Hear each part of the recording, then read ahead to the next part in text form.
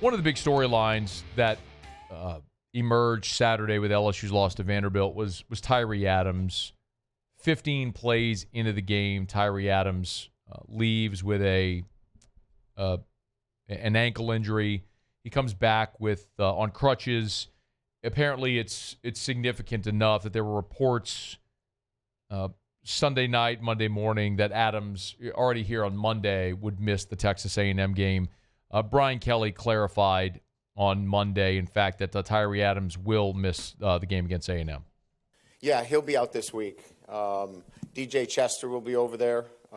He's our most experienced guy. We'll give Carius Curne some reps out there as well and see how that goes during the week. I can't say that I'm tremendously surprised that they're going to go Chester over Curne, just given the sample size of this past weekend, right? Adams gets injured. It was Chester that went in. I just don't know that I like it.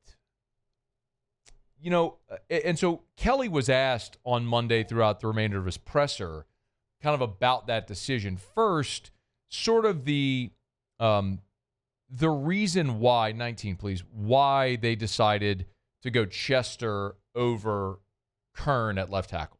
Well, that's the best fit for us as five, for the five guys that we're going to put out there. That's our best situation. Moving Josh over there is not going to do it for us. DJ's played a full game there at tackle already. This year, as you know, he played the entire Florida game. Based upon that, and he virtually played the entire game against Vanderbilt, other than the first 12 plays. He had one stumble where his foot got caught in the ground on the turf, and we had a sack that was given up. But by and large, he did what was expected of him, and I have confidence that he can go out there and do the job. Like I said, they've got an outstanding pass rusher over there. 9 or 50 is pretty good, too. We'll have to help. We'll have to do some things to get the ball out quickly. But I feel like if we do that, we've got a guy that's played a lot of football. By the way, 9 is Cassius Howell, 50 is Dayon Hayes. They're the edge rushers from A&M. I'll get to them here in just a quick second. And I also want to clarify something Kelly said, where he said that DJ had played the whole Florida game. He did not. Chester actually did not play against Florida. He didn't see the field. He played basically the whole Louisiana Tech game when Braylon Moore was injured on the first snap with his ankle injury. Chester played the rest of the game. I'm looking at it here, played 82 snaps against Tech. So he basically played the whole game except for the first snap. He played 18 snaps at center against Southeastern, and then he played this past weekend the full game against Vanderbilt at left tackle whenever, after the 15 plays when Tyree Adams went out. Chester did, however, play 4 snaps at left tackle in the opener against Clemson when Tyree Adams kind of got tangled up, went out for a few plays. Chester went in for 4 plays at left tackle. And you remember, that's something Brian Kelly kind of said earlier in the year with DJ, was that he was the next man up at any spot along the 5. He started at center for you a year ago.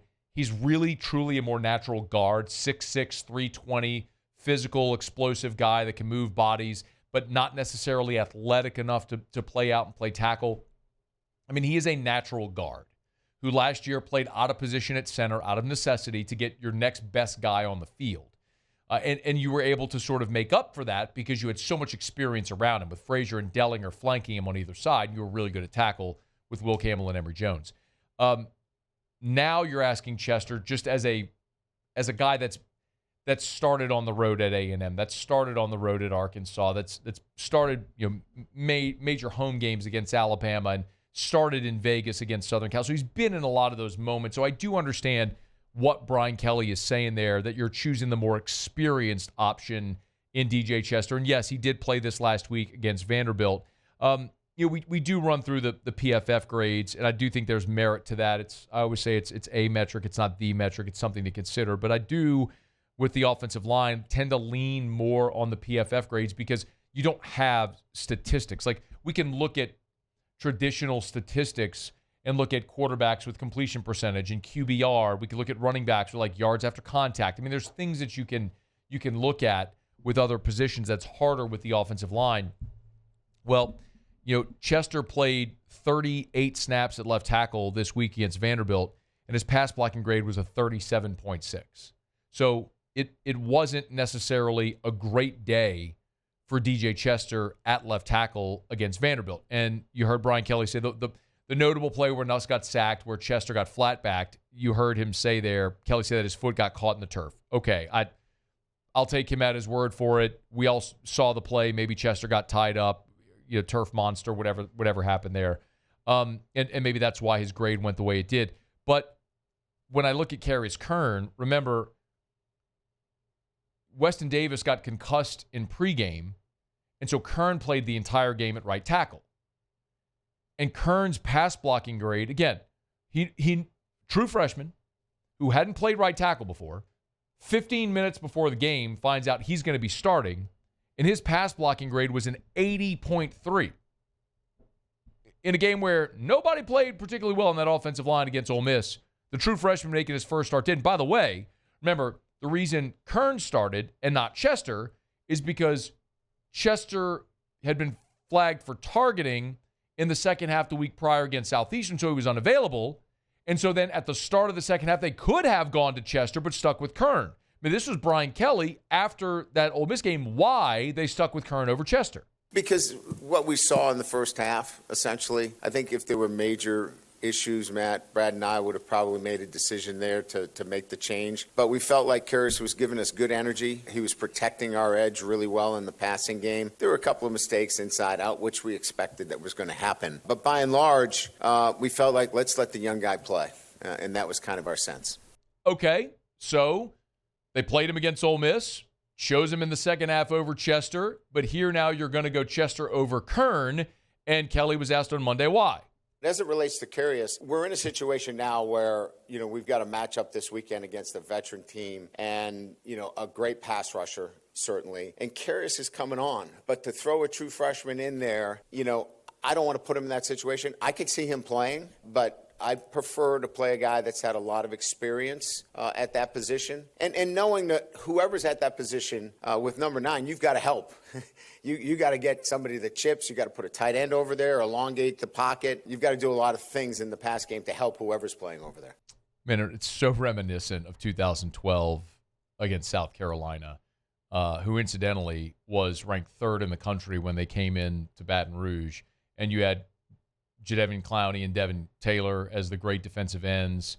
And LSU had a big mix-up on its offensive line that week. Hurst left the team. You had an injury at left tackle. You ended up starting Josh DeRosick at left tackle that game, and he pitched a shutout on Clowney and Taylor. And LSU won a pretty dramatic game, if you remember it, in Tiger Stadium. It feels like that's brewing here again with what you're going to do here with Chester out there at left tackle. But what Kelly's talking about there against this A&M team, listen, they're very good in the defensive front. Texas A&M is 6th in the country in TFLs with 55. They are 6th in the country in sacks with 25. Cassius Howell, who wears number 9, he is really good, man. He has 8 sacks and 9 TFLs on the season. That is a dude. He transferred in to Texas A&M. Cassius Howell did. And by the way, remember, a year ago, A&M lost a ton on its defensive front, so they went heavy in the portal this year to replace its defense. So you're talking about a guy in Cassius Howell who was at Bowling Green, transfers to Texas A&M, and has had a hell of a start to his season, as I mentioned, with the 9 TFLs, the 8 sacks, and he did have 3 against Utah State, but it's not like he had one game that was just this watershed moment. He had 3 sacks against Utah State. He had 1 against Auburn, 2.5 against Mississippi State, 1 against Florida, half a sack against Arkansas. So he has affected the passer in every game. And then Deion Hayes is a transfer from Colorado who wears number 50. He's the other guy who's played a bunch, and they're both really good on the edge. And LSU's tackles have been not very good this year. And so this is a massive challenge. It would have been a massive challenge for Tyree Adams. Now it's going to be a massive challenge for Chester and Weston Davis. They better give help because you're going to need it this week against that edge from Texas A&M, which would be the best pass rushing defense that you faced so far this season. But It'll be no Tyree Adams. It'll be DJ Chester at left tackle. See if he can hold up against this Texas A&M defensive front. Hey, thanks so much for watching. Please leave your comments. I love to interact. And be sure to hit the red subscribe button below.